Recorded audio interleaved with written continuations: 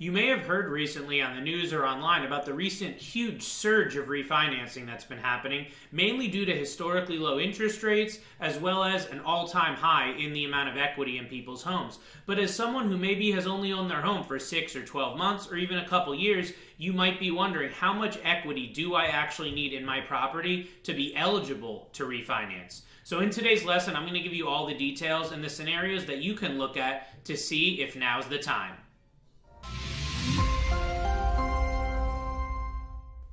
Hey, it's Robert Weinberg, and on this channel we empower people to take control of their future through expert mortgage and financial strategies. In today's lesson, we're going to talk about how much equity you need in order to refinance your property.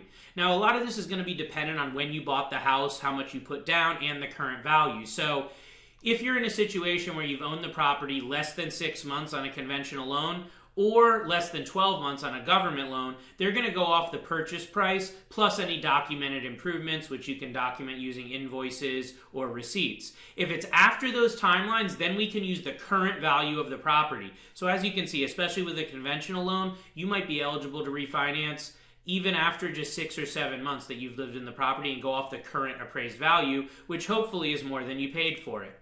Now, for a regular refinance, no cash out type of refinance, this is a loan where you're just going to look to lower your interest rate or switch loan terms, like from a 30-year to a 20-year or a 20-year to a 15 or whatnot. For those loans, you're only going to need about 2.25% to 3% equity in the property in order to be eligible. So you don't need much at all. Now, on an FHA to FHA loan refinance, that would be the 2.25%.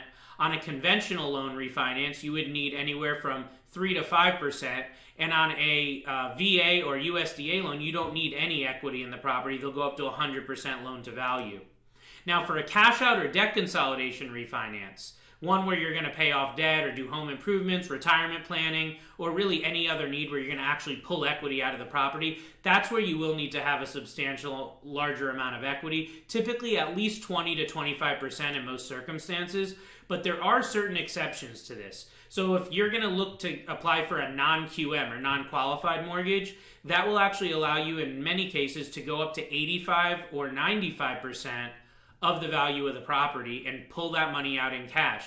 Understand that a non-QM loan, as we've talked about in other lessons, is a much higher interest rate, higher risk loan, so you're not going to get the same low interest in terms that you'd get on a conventional or government-backed loan. The other circumstance where you may be able to pull quote-unquote cash out at a higher loan to value is going to be if you're buying out an ex-spouse or a partner.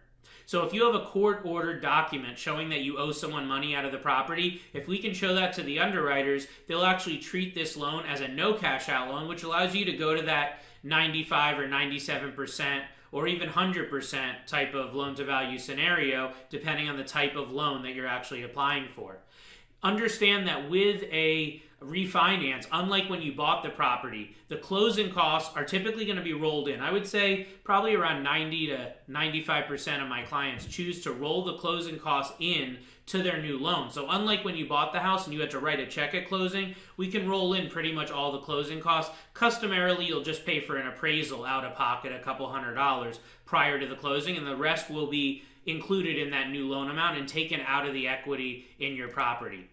So if you're wondering if it might be for you or if you're in an eligible situation, I would recommend getting with your mortgage advisor as soon as possible and just having them run an analysis. There's not going to be any cost or obligation to do that. They'll be able to look at some scenarios for you and see your timelines and estimated values of the property and what scenario that you might fit into for your personal financial circumstance.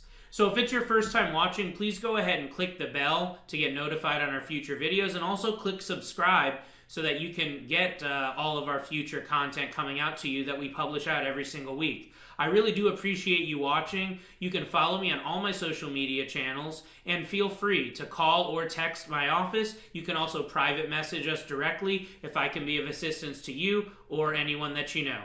Hope it helps, and we'll talk to you soon. Take care.